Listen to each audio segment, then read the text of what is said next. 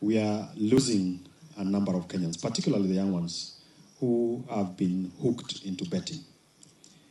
We are working on cleaning that space.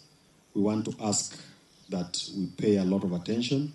Let's support the government officers so that we rein in on rogue businessmen and women who want to take advantage of our youth to get them hooked into betting.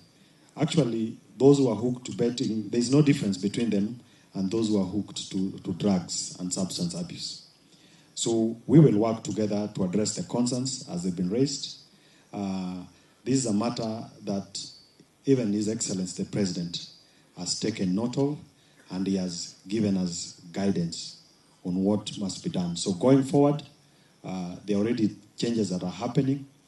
We expect more to happen so that we have a society that can develop, that doesn't have people or some of our members of the society being completely left. We've had cases of people committing suicide.